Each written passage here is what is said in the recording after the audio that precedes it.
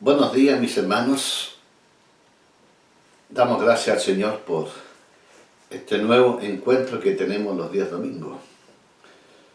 Agradecemos a nuestro Dios la bendición de estar en comunión, en familia, en casa, disfrutando de los hijos, de la esposa, y los que viven solos, disfrutando de la presencia del Señor. ¡Qué mejor compañía! Damos gracias al Señor por esta semana que ha pasado. Hemos estado orando por distintas situaciones que se han dado, especialmente hermanitos que están enfermos. Tomasito es el nieto de mi hermano Raúl. Hemos estado orando por él. Yo le decía a mi hermano, esperamos de Dios un milagro. Los médicos hacen su parte y gracias Señor por la ciencia médica. Pero el milagro lo hace el Señor. Esos tejidos que tienen que ser sanados, esos tejidos que tienen que ser mejorados, Dios da la fuerza y da la capacidad para eso. También agradecemos al Señor por la oración y por el papá de Marito, esposo de mi hermana Sara Bravo. Su padre estuvo muy enfermo, fue una prueba difícil para él, fue visitado por el pastor Tito, y agradecemos al Señor por aquellos hermanos que han orado por él. Gracias Señor. Y también por mi hermana Aurora que está sufriendo una neumonía, pero está mejor. Es una prueba también para ella. Y para distintos hermanos que están en distintos lugares, hermanos de Granero, mis hermanos de Santa Cruz, mis hermanos de Coinco, hermanos de Coltauco, hermanos de Machalí, y de distintos lugares de acá de Requinoa. Gracias Señor por la bendición de estar en comunión con mis hermanos de Rancagua.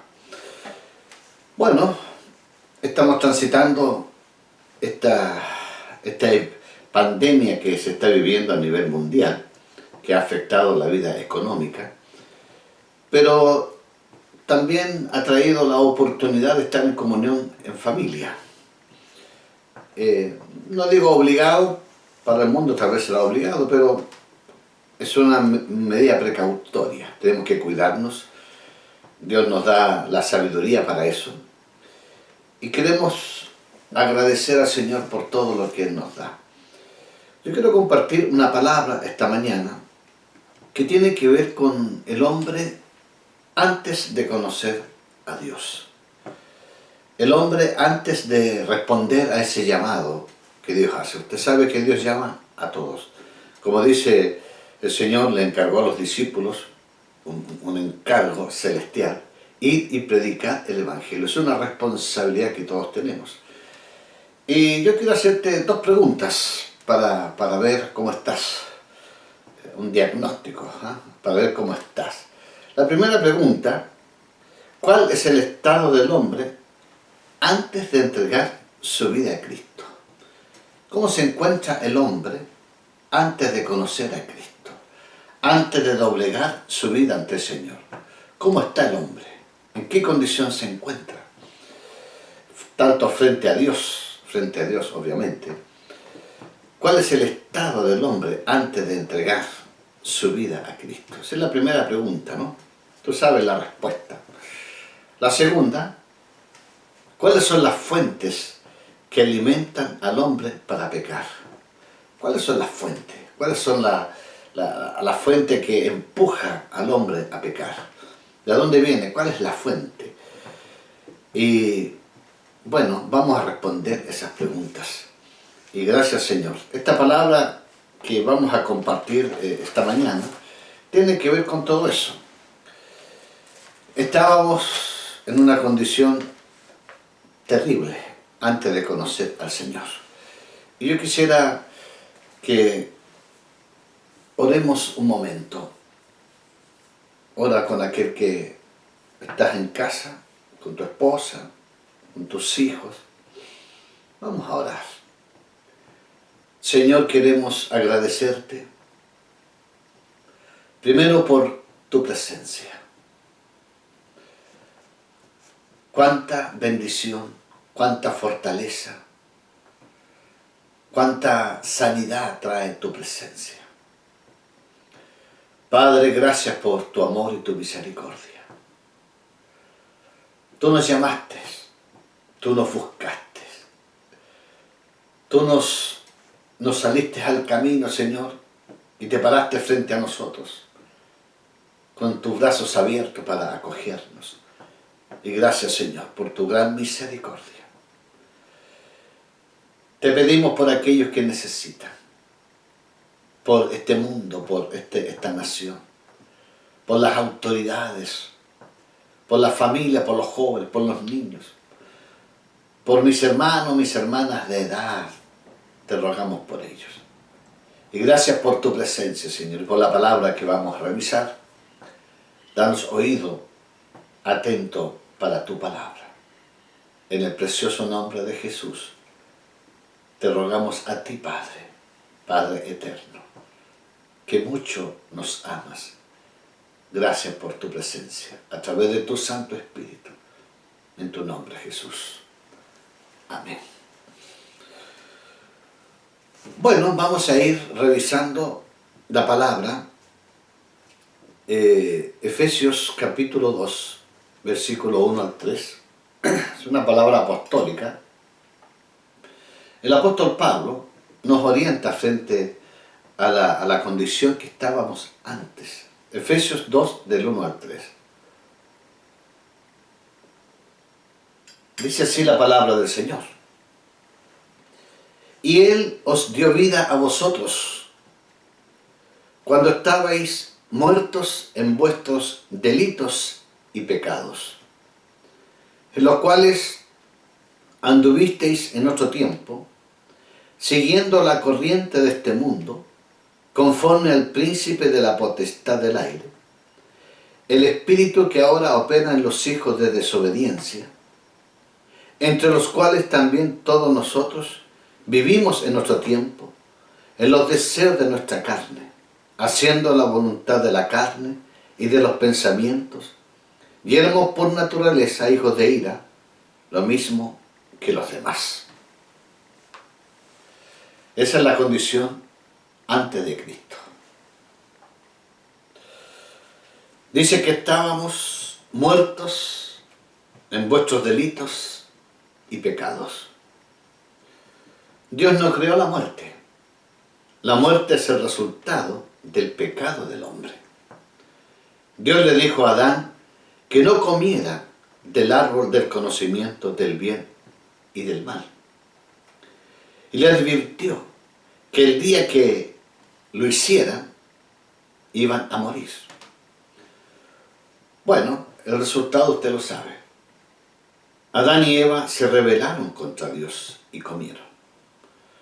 Y por causa del pecado, la muerte entró en ellos y se extendió a toda la humanidad. Triste, una condición triste, lamentablemente. Hay muerte, la gente puede decir, bueno, si yo peco no le hago mal a nadie. No, eso no es verdad. Cuando yo peco, cuando usted peca, dañamos a otro. Dice que Adán pecó y a través del pecado entró la muerte. Muerte no significa aniquilación, sino separación. Existen tres clases de muerte. Primero está la muerte espiritual. Cuando el hombre peca, muere espiritualmente. Su espíritu se separa del espíritu de Dios. Pues Dios es santo y no puede tener comunión con el pecador. Dios es la fuente de la vida. Gracias, Señor. Eso fue lo que el Señor le dijo a la mujer samaritana que estaba en ese pozo, y le dice, del agua que yo te doy, no tendrás sed jamás. Y eso es una verdad. Dios es la fuente de la vida. El hombre al pecar se separa de aquella fuente y sufre la muerte espiritual. Fue así como en el principio el hombre perdió su comunión con Dios y perdió la bendición. Quedó en oscuridad, una oscuridad espiritual. Quedó bajo la maldición del pecado. Es como tomar la rama de un árbol, cortarla, y esa rama ya no va a recibir los nutrientes, el alimento, no va a tener la fuerza, esa rama se va a secar. En este estado está lamentablemente toda la humanidad. La humanidad está alejada de Dios, muertos en delitos y pecados. Esta es la condición del hombre antes de unirse a Cristo. Pablo en Romanos 5:12, Pablo nos indica y dice: por tanto, como el pecado entró en el mundo por un hombre, y por el pecado la muerte, así la muerte pasó a todos los hombres, por cuanto todos pecaron. Ahí está la muerte espiritual, la separación. Uno puede tener una religión, puede ser evangélico, puede ser católico, puede ser islámico, hay muchas religiones. Pero Dios es uno solo. Y la pregunta es, ¿está conectado, se ha doblegado ante Dios? El único camino, no hay dos ni tres, que lleva al Padre a restaurar la situación caída del hombre es a través de Jesucristo. Adán y Eva nos descolgaron de Dios, nos sacaron de la comunión con Dios. Eso se llama una muerte espiritual. Pero también hay una muerte física, como consecuencia del pecado. Un día todos tenemos que morir físicamente, pues todos hemos pecado. En ese instante, nuestro espíritu y nuestra alma se separan de nuestro cuerpo. Dice la Escritura que el cuerpo vuelve al polvo de donde fue tomado.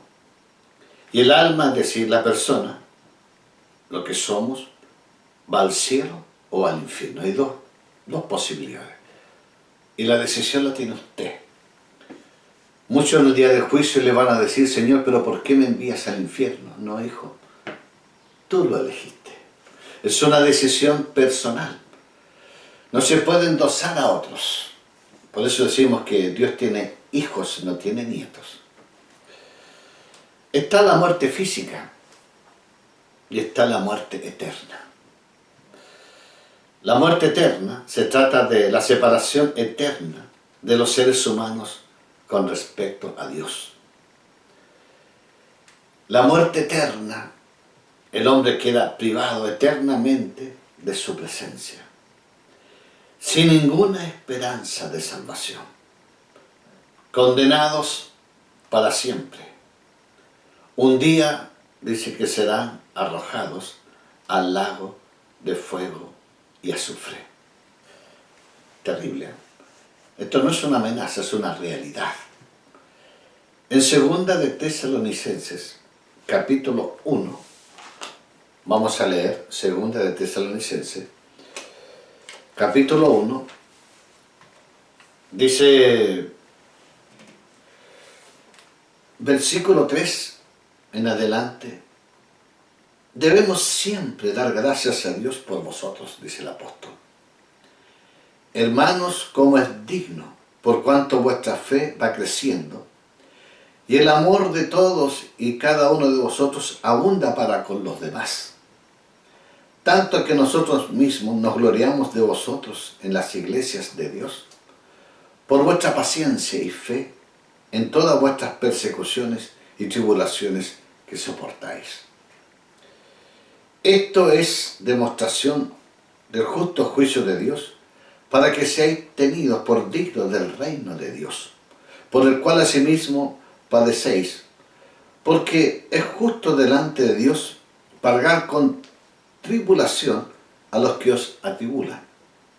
Y a vosotros que sois atribulados, daros reposos con nosotros, cuando se manifiesta el Señor Jesús desde el cielo con los ángeles de su poder, en llama de fuego, para dar retribución a los que no conocieron a Dios, ni obedecen al Evangelio de nuestro Señor Jesucristo, los cuales sufrirán pena de eterna perdición, excluidos de la presencia del Señor y de la gloria de su poder, cuando venga en aquel día para ser glorificados en sus santos y ser admirado en todos los que creyeron, entre paréntesis, por cuanto nuestro testimonio ha sido creído entre vosotros.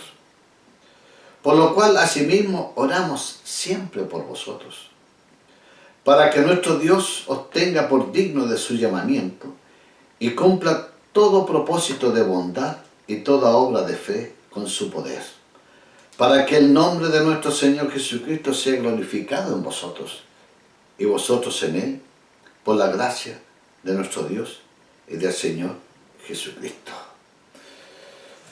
Mis hermanos, bueno, aquí la palabra del Señor dice que cuando Él venga, su iglesia va a dar la gloria a Él. Bajará con la iglesia, pero también bajará para traer juicio a las naciones. La Escritura también llama esta muerte la muerte segunda. Dice Apocalipsis 2:11: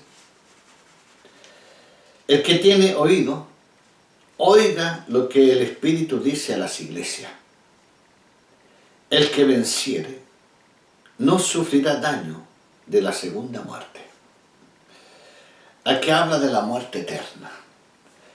Dios se va a parar frente a la humanidad. Dice la Escritura que los traerá aún de las estrellas, los traerá del mar, los traerá donde se encuentre el hombre, los traerá para juicio. Y ahí dice que va a juzgar, va a separar. Mi hermano, la segunda muerte es terrible, es la separación eterna del hombre con Dios. Apocalipsis 21:8 dice: pero los cobardes e incrédulos, los abominables y homicidas, los fornicarios y hechiceros, los idólatras, todos los mentirosos tendrán su parte en el lago que arde con fuego y azufre, que es la muerte segunda. Decimos que el hombre que pasa por esta tierra y no se doblega ante Dios va a morir dos veces. La primera muerte será la separación de su cuerpo, y la segunda muerte será la separación eterna de Dios. Ese hombre nacerá una sola vez, solo nacerá del vientre de mamá. Pero aquel que pasa por esta tierra y se doblega ante Dios, no importa a la edad, los 5, 10, 20, 70, 80. Muchos dicen que es un milagro cuando un hombre se convierte a los 70 años, 80 años. Porque el diablo ha trabajado ahí mucho. Es un milagro realmente. Pero ese hombre no importa. Se desdoblega ante Dios, aparte de haber nacido del vientre de mamá, ahí se provoca un nuevo nacimiento. Nace dos veces, pero muere una sola vez. Se va a separar solamente de su cuerpo. No va a vivir la segunda muerte, porque Dios lo va a proteger, lo guardará. Mi hermano, el hombre sin Dios, el hombre en general, el hombre está sujeto a tres fuentes negativas, fuentes que atacan, que presionan la vida del hombre. La primera fuente que lleva al hombre para pecar, que lo empuja a pecar, es el mundo. El mundo, no digo, no digo la tierra en cuanto a su creación, sino que el sistema del mundo. Lo segundo es Satanás. Lo tercero es la carne. El hombre está sometido a estas tres fuerzas negativas. Y bueno, vamos a ver la primera fuente, el mundo. Dice el apóstol en Efesios, que acabamos de leer, que antes de conocer a Cristo seguíamos la corriente de este mundo. El versículo 2 de Efesios dice que andábamos según la corriente de este mundo. Usted sabe que los salmones, esos peces cuando van a desovar, nadan contra la corriente, pero muertos son arrastrados por ellos. ¿Cuándo luchan contra la corriente? Cuando están vivos. Y el Hijo del Señor, mientras esté vivo, tiene que luchar en contra de la corriente de este mundo. Este mundo le va a hacer muchas ofertas. Este mundo lo va a tratar de seducir en muchas cosas. A través del sexo, a través del dinero, a través del poder, a través de la fama. Pero el Hijo del Señor, el que es discípulo de Cristo, va en contra de esas tentaciones del mundo. Del mismo modo,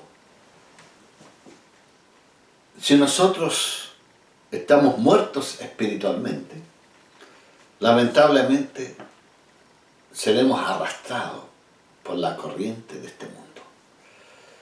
La persona que no conoce a Dios, lamentablemente, es arrastrada.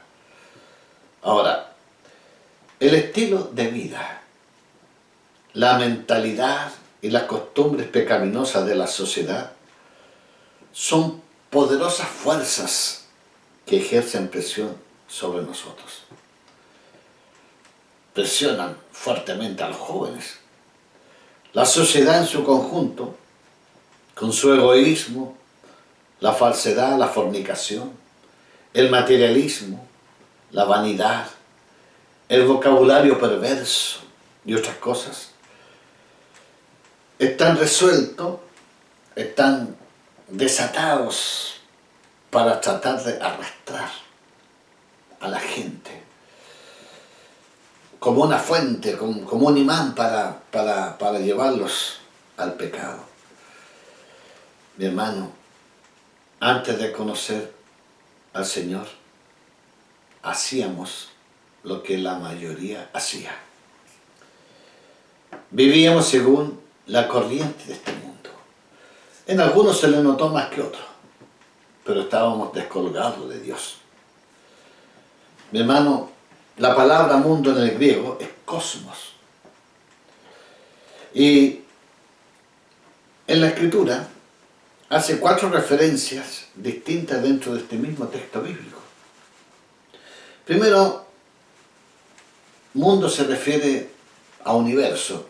Efesios 1, versículo 4 dice: según nos escogió en él antes de la fundación del mundo, para que fuésemos santos y sin mancha delante de él. Antes que Dios creara todas las cosas, antes que Dios creara la tierra, los planetas, las constelaciones, las galaxias, antes que hiciera el universo, Dios te había escogido. ¿Te sientes elegido, mi hermano?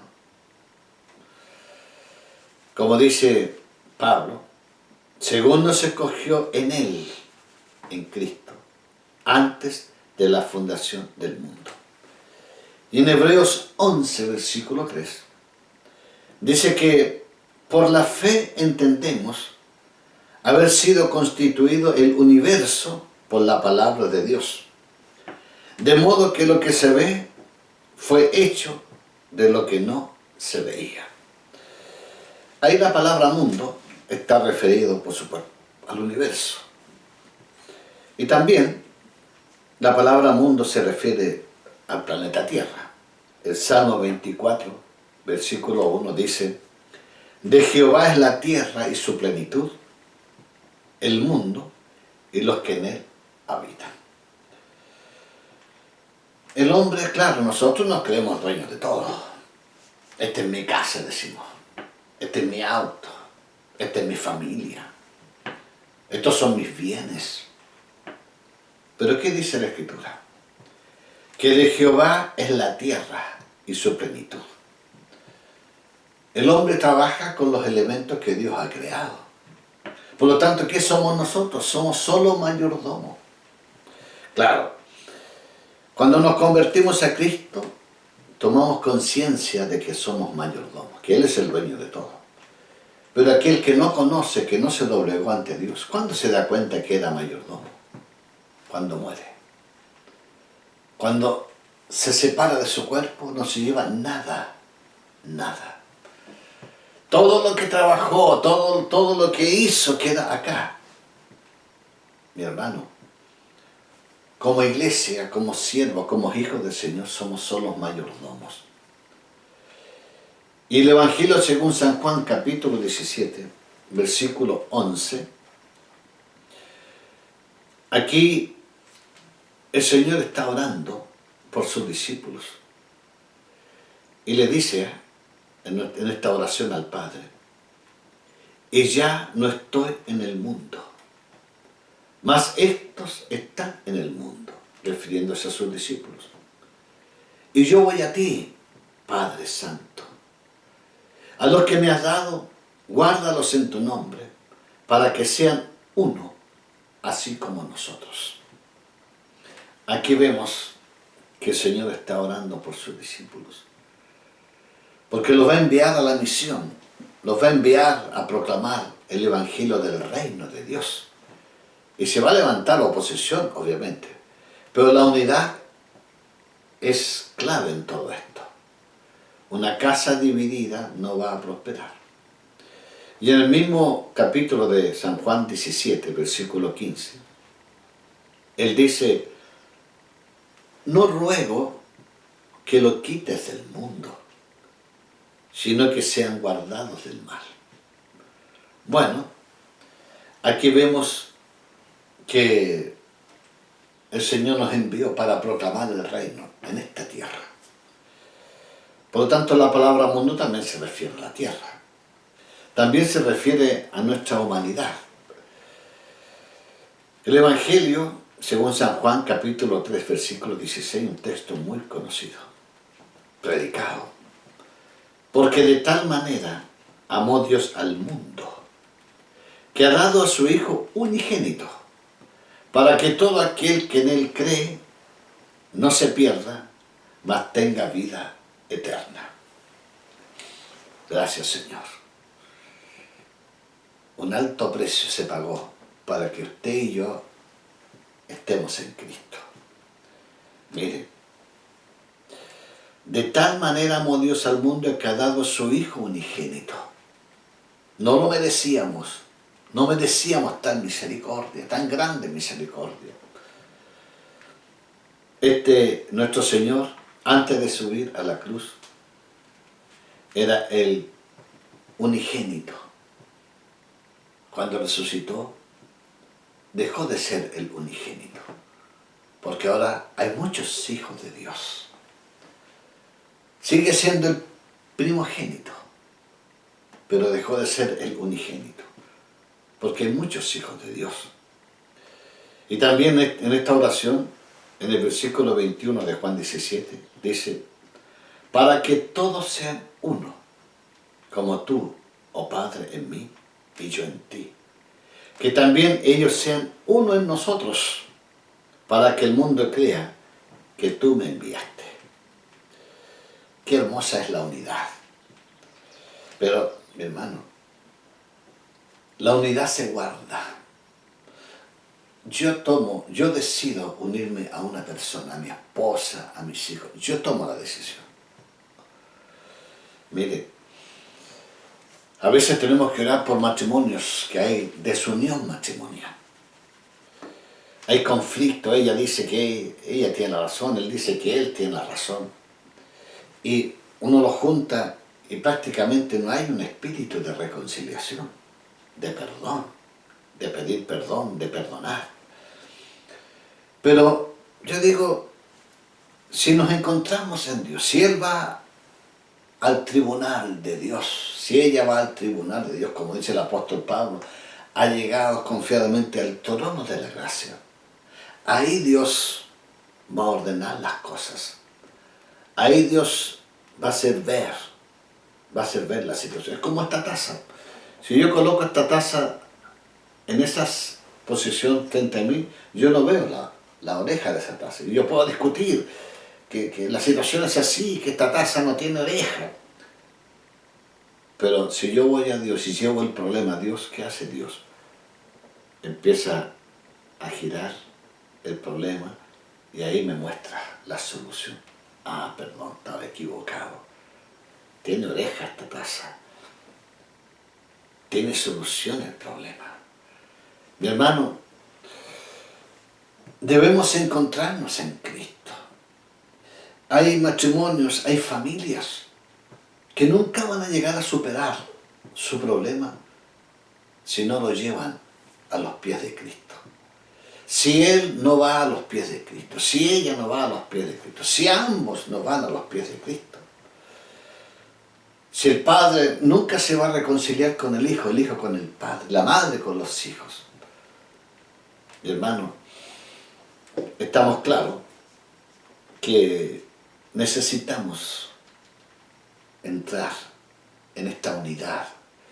Y aquí, como dice la palabra, dice el Señor en la oración, sean uno en nosotros, no sean uno en la tierra solamente, no se reconcilien solamente en la tierra, sino uno en nosotros, para que el mundo crea que tú me enviaste. Y cuarto, el otro estilo, digamos, la otra forma de ver el concepto de mundo, es el estilo de vida de la humanidad rebelde contra Dios y el sistema pecaminoso que ha instituido. Santiago capítulo 4, versículo 4 dice, oh almas adúlteras, ya hace una pregunta, ¿no sabéis que la amistad del mundo es enemistad contra Dios? Cualquiera pues que quiera ser amigo del mundo se constituye enemigo de Dios. Mi hermano, el mundo seduce, el mundo arrastra para pecar. Mire, en la primera carta de Juan capítulo 2, versículo 15 al 17, dice la Escritura, no améis al mundo, ni las cosas que están en el mundo. El amor del Padre no está en él, porque todo lo que hay en el mundo, los deseos de la carne, los deseos de los ojos y la vanidad de la vida, no provienen del Padre, sino del mundo. Y el mundo pasa esos deseos, pero el que hace la voluntad de Dios permanece para siempre. Gracias, Señor. Y aquí yo te hago algunas preguntas. ¿Cuál es la riqueza de tu familia? ¿Cuál es la riqueza de la iglesia? ¿Cuál es la riqueza de una nación? La respuesta son las vidas. Una familia tiene riqueza cuando tiene una calidad de vida en Dios. A tu hijo le puedes colocar un plato de comida simple, sencillo. Pero si hay gozo en el corazón, te va a decir, mamita, gracias, estaba muy rico. Pero si no está en ese hijo el reino de Dios, en esa vida, va a encontrar todo malo, va a encontrar todo, mamá, esta tontera. Mi hermano, La riqueza del Hijo de Dios está en el reino. Por eso el Señor dijo, buscar las cosas de arriba, donde hay gozo y paz, bendición. ¿Cuál es la riqueza de la iglesia? No son las bancas, no es un local. Muchos quedamos sorprendidos ahora que esos locales están cerrados, no se pueden reunir. Entonces, ¿cuál es la riqueza de la iglesia? Son las vidas. El reino de Dios es una riqueza. ¿Cuál es la riqueza de una nación? La gente. La educación, la calidad de vida de la gente. Mi hermano, son vidas, si están bajo el reino de Dios, es una riqueza. Dice que un hijo de Dios es como la levadura que leuda. Qué bendición es cuando un hijo de Dios llega a una fábrica, llega a un lugar donde hay otra gente. Claro, la gente sigue la corriente de este mundo. Pero el Hijo de Dios llega ahí no para criticar, no para pararse frente a los demás y decir estos son los mundanos, son sucios. No. El Señor nos manda a entregar un mensaje distinto, de amor, de cariño. Sabemos que por naturaleza ellos van a pecar. Sabemos que por naturaleza ellos van a tener una vida como la tienen, bajo fornicación, mentira, engaño. Pero cuando conozcan la verdad, muchos de ellos van a cambiar, porque será una naturaleza nueva. Gracias, Señor. Bien, vamos a hacer un intermedio musical. Agradecemos a los jóvenes que nos permiten acompañarnos en esta alabanza. Y bueno, vamos a hacer una pausa, vamos a escuchar una alabanza. Amén.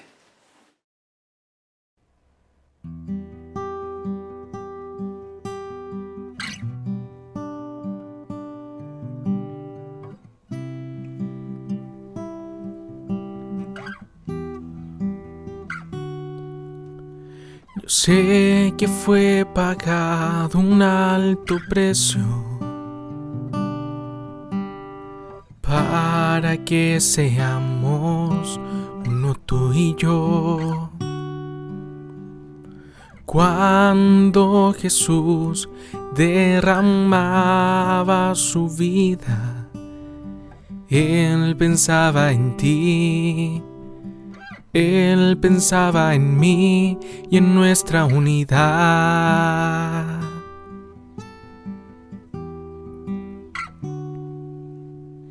Yo sé que fue pagado un alto precio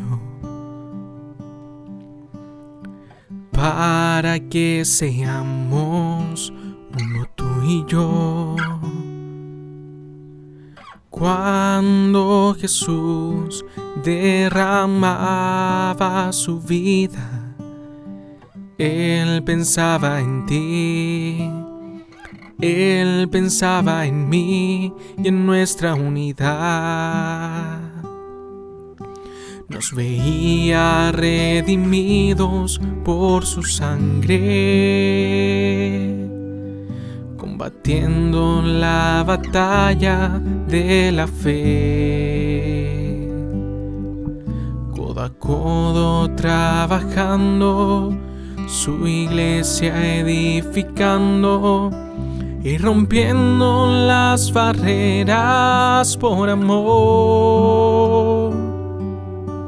Y mediante su Espíritu Santo proclamamos hoy aquí pagaremos el precio de ser todos un corazón en Jesús. Y si las tinieblas militan y nos quieren separar, con nuestros ojos en Cristo marchamos a la unidad.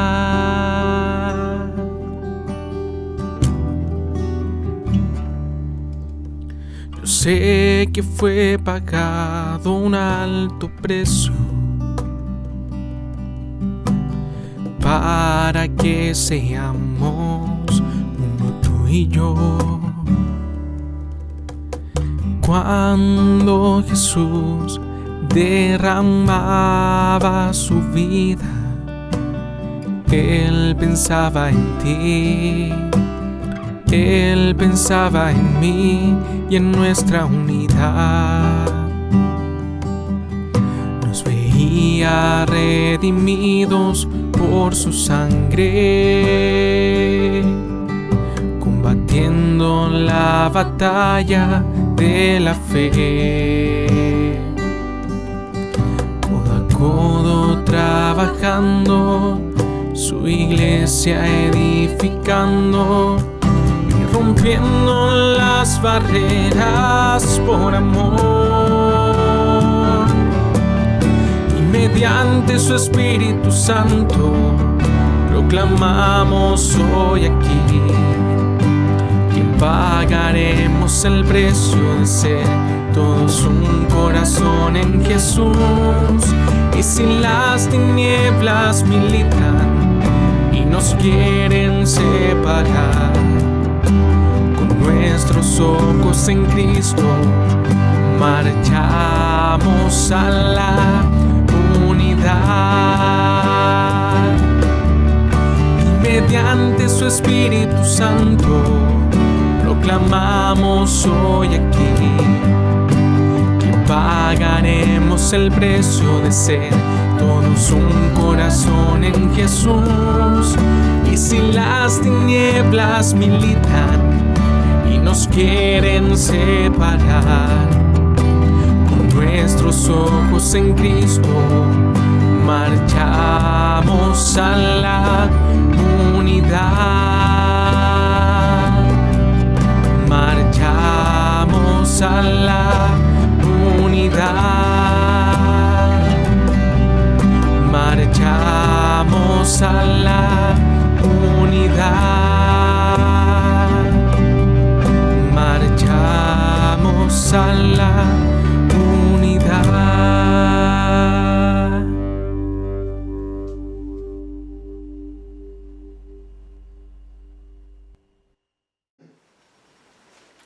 Gracias, Señor, por la alabanza. Qué hermoso es alabar a Dios.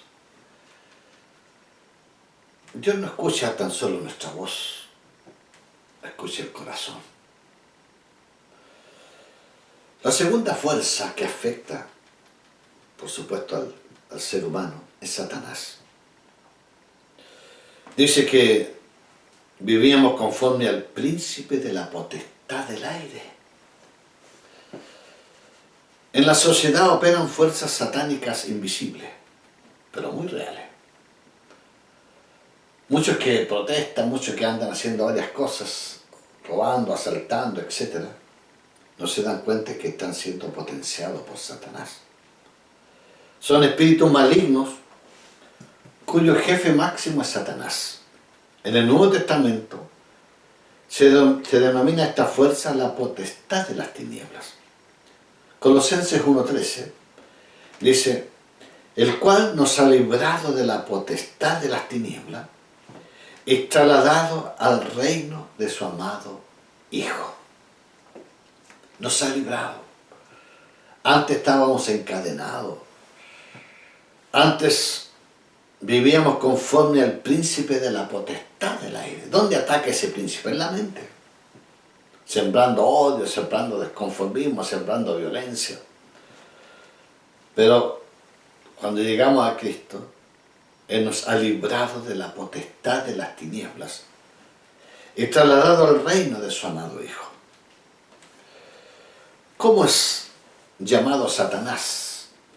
Como dice la Escritura, el Dios de este siglo.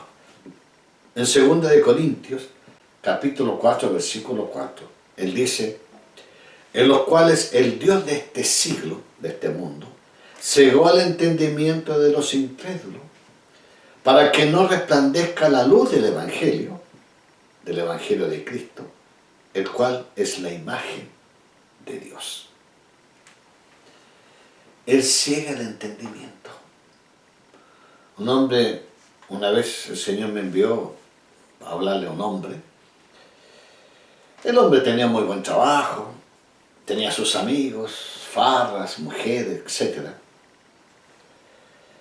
Y yo le dije que quería orar por él. El hombre a un comienzo se resistió, pero después me permitió orar.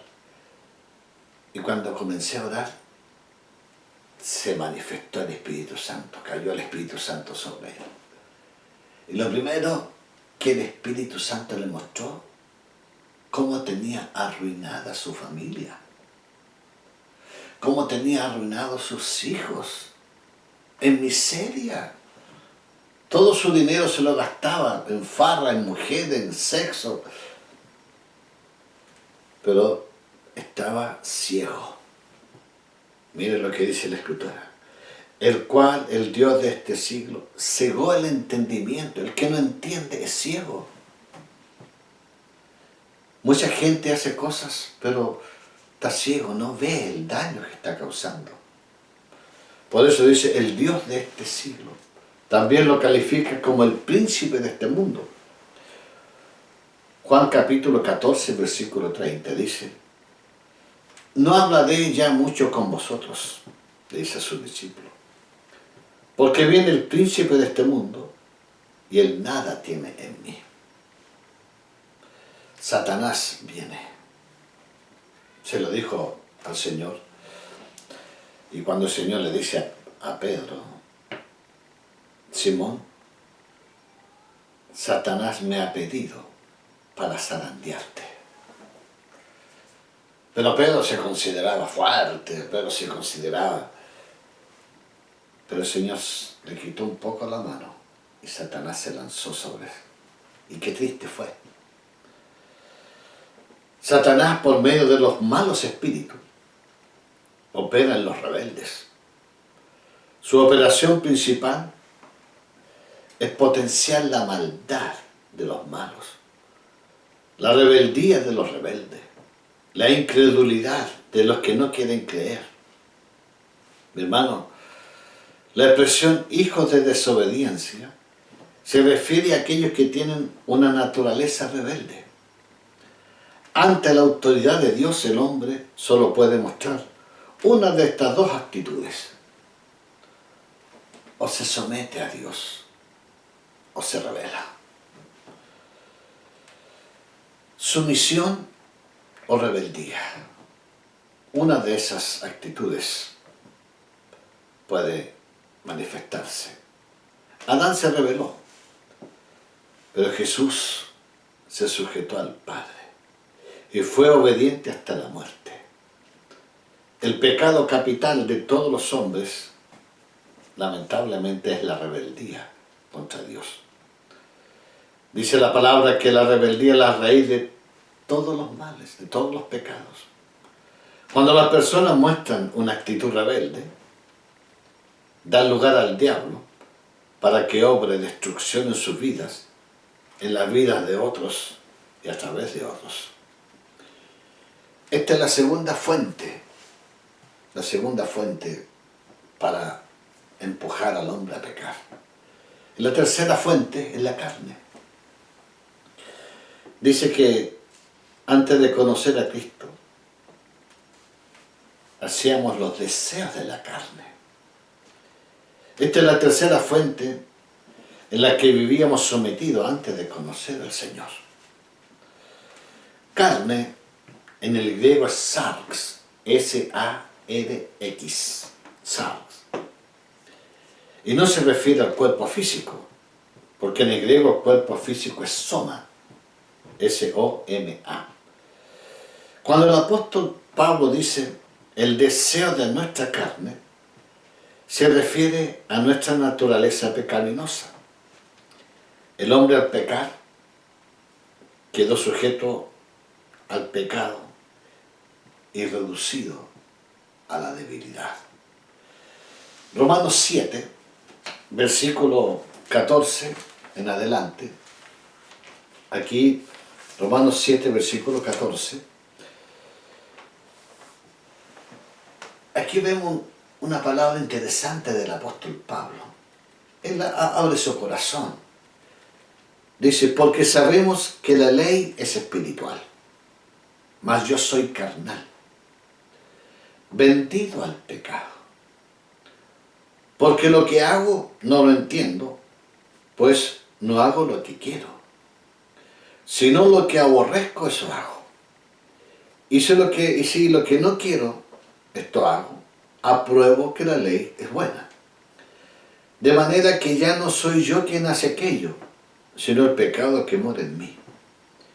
Y yo sé que en mí, esto es en mi carne, no mora el bien, porque el querer el bien está en mí, pero no el hacerlo.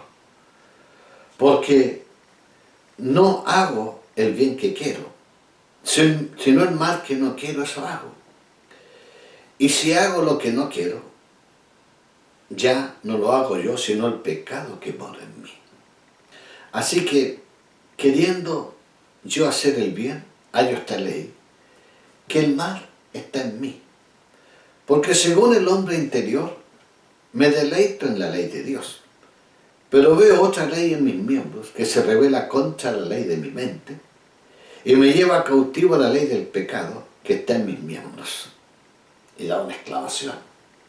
Miserable de mí, ¿quién me librará de este cuerpo de muerte? Si dejamos hasta ahí, sería triste. ¿Quién me librará? ¿Quién me sacará? ¿Quién me ayudará?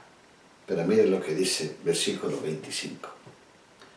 Gracias doy a Dios por Jesucristo, Señor nuestro. Así que yo mismo con la mente sirvo a la ley de Dios, más con la carne a la ley del pecado. Y versículo 8, capítulo 8, versículo 1. Ahora pues, ninguna condenación hay para los que están en Cristo Jesús. Los que no andan conforme a la carne, sino conforme al Espíritu. Porque la ley del Espíritu de vida en Cristo Jesús me ha librado de la ley del pecado y de la muerte. Porque lo que era imposible para la ley, por cuanto era débil por la carne, Dios enviando a su Hijo en semejanza de carne de pecado, y a causa del pecado, condenó al pecado en la carne, para que la justicia de la ley se cumpliese en nosotros, que no andamos conforme a la carne, sino conforme al Espíritu. Gracias, Señor. Interesante. ¿Qué decía el apóstol? Encuentro una ley en mis miembros. Yo quiero hacer el bien. Yo quiero obedecer a Dios. Pero encuentro otra ley, una fuerza interior que me lleva al mal. Me lleva al pecado. ¿Qué podemos hacer con la carne? Usted puede decir, Señor, quítame este enojo. ¿Qué nos va a decir Dios? Quítalo tú. Despójese usted. Por eso Dios manifestó su poder y recibiréis poder. En el mundo, el hombre puede ser ayudado, pero no transformado. El único que transforma es Dios. El hombre, utilizando sus propios recursos, va a ser impotente para hacer el bien y cumplir las demandas de la ley. El hombre sin Cristo se vuelve un esclavo de su naturaleza pecaminosa y vive dominado por sus deseos carnales. Mi hermano, en nuestra vida anterior vivíamos sometidos a los deseos, a la voluntad y los pensamientos de la carne. Nuestro carácter, nuestros sentimientos, nuestras actitudes eran contrarias a la voluntad de Dios. Ahora, con nuestra actitud dábamos a entender lo siguiente: yo hago lo que quiero, vivo a mi manera, vivo como se me da la gana. Esto determina un estilo de vida rebelde frente a Dios. ¿Y qué dice la palabra. Y éramos por naturaleza hijos de ira, por naturaleza. Dios, que es omnisciente, conoce y ve todos los pecados de los hombres. A la vez Él es santo. Por causa de su santidad, por causa de su justicia, Él aborrece y odia el pecado con todo su ser.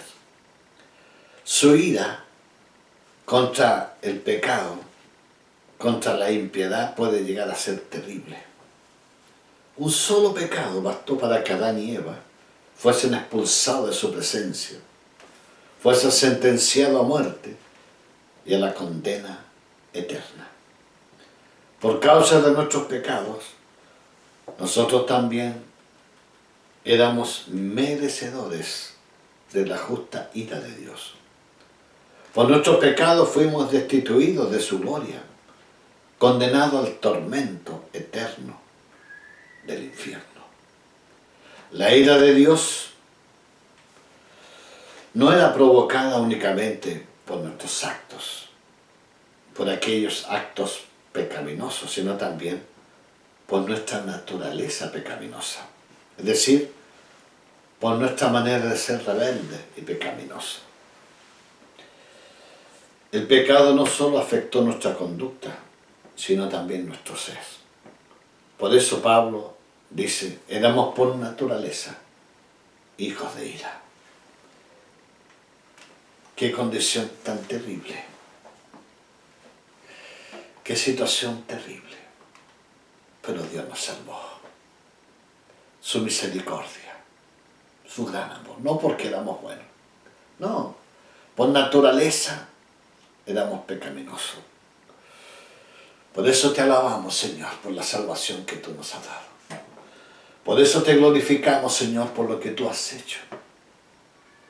Gracias, Señor. ¿Quiénes éramos? ¿Quiénes éramos?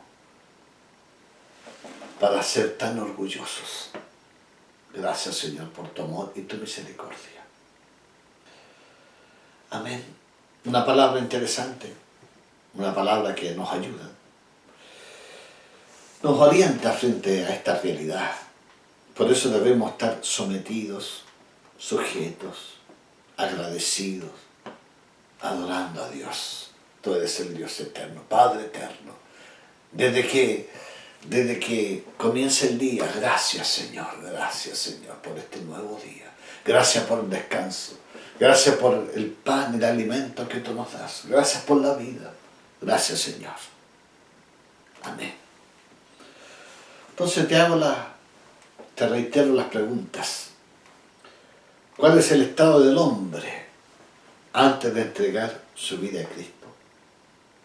¿Cuál era? Tú ya la sabes. Por lo tanto, cuando vas a predicar a una persona, a compartir la palabra, puede que esa persona te rechace, te diga, no me interesa esto. ¿Qué le vas a responder? Pero Dios te ama. Dios te quiere dar una vida nueva, una vida distinta. Puede comenzar tu vida matrimonial distinta, diferente. Puede comenzar tu vida laboral, tu vida de hijo, distinta, diferente. ¿Cuál es el estado del hombre antes de entregar su vida a Cristo? Estaba en oscuridad, en tinieblas, siguiendo la corriente de este mundo.